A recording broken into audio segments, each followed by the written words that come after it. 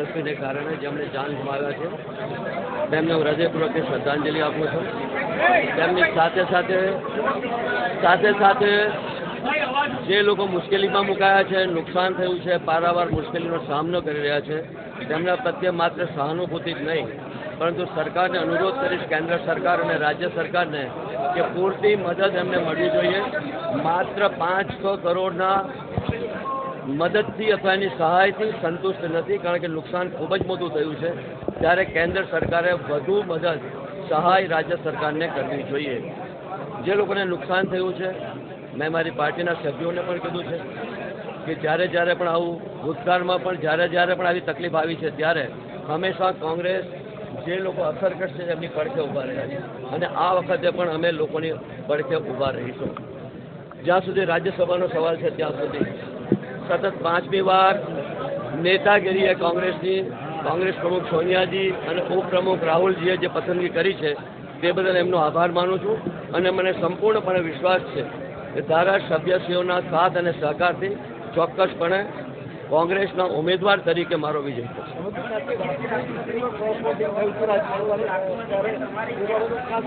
જ્યાં સુધી ક્રોસ વોટિંગનો સવાલ છે ત્યાં સુધી ભૂતકાળમાં પણ ઘણીવાર આવું જોયું છે, પણ મને આ વખતે વિશ્વાસ છે, કારણ કે તમે જોયું હશે કે રાષ્ટ્રપતિના ઇલેક્શનમાં 11નું ક્રોસ વોટિંગ થયું. આટલો અતિશય વરસાદ હતો તેમ છતાં પણ ગઈકાલે અમારી પાર્ટી મિટિંગમાં લગભગ 51 જેટલા ધારાસભ્યો હાજર હતા અને મને સંપૂર્ણપણે વિશ્વાસ છે કે જે લોકો ગઈકાલે પહોંચી નથી શક્યા એ લોકો પણ મત આપીને કોંગ્રેસના ઉમેદવાર લઈ. એ તો ભાજપ કહી શકે, કારણ કે આ સવાલનો હું પણ ઉત્તર નહીં આપી શકું. જ્યાં સુધી આઈડેન્ટિફાઈ નહીં થાય ત્યાં સુધી આઈડેન્ટિફાઈ થશે તો ચોક્કસપણે જે કંઈક પગલાં ભરવાના હશે એ પ્રકારના પગલાં ભરવામાં આવશે. જી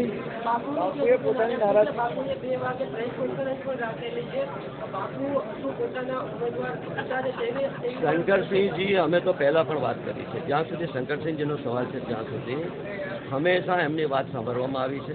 એમની નારાજગી છે પાર્ટી પ્રત્યે, પરંતુ પ્રેસ કોન્ફરન્સમાં આજે શું કહેવાના છે 2 વાગે મને ખ્યાલ નથી, પરંતુ ફરી વાત કરીશું. ગઈકાલે પણ હું બાપુને મળ્યો હતો શંકરસિંહજીને, એમની સાથે મેં વાત કરી છે. એમનો પ્રતિભાવ હતો કે ચોક્કસપણે હું મારો મત આ વખતે કોંગ્રેસના ઉમેદવારને આપીશ. એમ જ તમે કહ્યું કે અમારી રજૂઆત સાંભળતા, પણ એમની રજૂઆત એવી હતી કે મુખ્યમંત્રીજીએ જે વાત કીધી હતી તદુપરાંત ઉમેદવારોની પસંદગીમાં એમની રજૂઆત હતી સાંભળવામાં આવી નથી. સીધા હાઈકમાન્ડના નેતાઓ ઉપર એમનો નિર્દેશ. અલ્ટિમેટલી તો રજૂઆત બધા રાજ્યોમાં થતી હોય છે, પરંતુ જ્યારે પણ કેન્દ્રીય નેતાગીરી નિર્ણય કરતી હોતી હોય છે ત્યારે બધા પાસાઓને ધ્યાનમાં लઈને निर्णय करते हैं. मैं अपनी बात शुरू करूं उससे पहले अतिवृष्टि के कारण, प्राकृतिक आपदा के कारण जिन लोगों की जान गई है उनके प्रति मैं अपनी श्रद्धांजलि अर्पित करता हूं. उनके साथ साथ जिन लोगों को नुकसान हुआ है, जो लोग तकलीफ में हैं, मैंने अपने पार्टी के लोगों को भी कहा है तो उनकी मदद करें. मेरे ख्याल से कल प्रधानमंत्री जी आए थे, एरिया सर्वे करके चले गए. 500 करोड़ रुपए की सहाय तो की, लेकिन मेरे ख्याल से 500 करोड़ की सहाय ये सफिशिएंट नहीं है. तो हमारी ये मांग रहेगी कि राज्य सरकार को ज़्यादा से ज़्यादा मदद करनी चाहिए ताकि जो सारा नुकसान हुआ है, जो लोग तकलीफ में, उनकी जो समस्याएं हैं, उनका हल ढूंढा जा सके.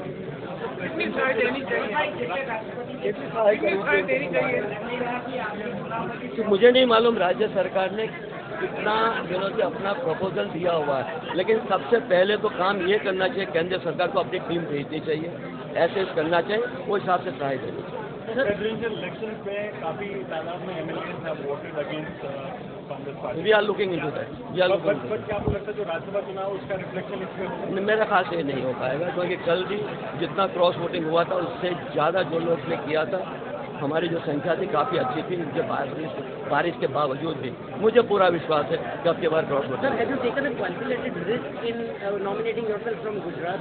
जब पार्टी ने कहा कि मुझे चुनाव लड़ना है, चाहे वो रिस्क हो या न हो, मैं तो एक सोल्जर रहा हूँ पहले से. पार्टी ने कहा आपको लड़ना है तो मैं चुनाव लड़ूंगा. नो, जरूरी नहीं है. वो मैंने कभी भी नहीं सोचा, पहले भी कभी नहीं सोचा, भविष्य में कभी नहीं सोचूंगा. अगर चुनाव लड़ूंगा तो मेरे अपने राज्य से. Mr. Waghela hasn't really revealed his cards so far, so he says he will not resign as far as MLA is concerned. Does it bother you? No, not at all. Yesterday also I had a meeting with him. I had a nice talk in money. I don't know what is his card he has keeping under his chest. But let us see. Let us see. Do you believe that he will vote for you? That's what he told me. That's what he told me. And I definitely, there is no reason to disbelieve him. Thank you.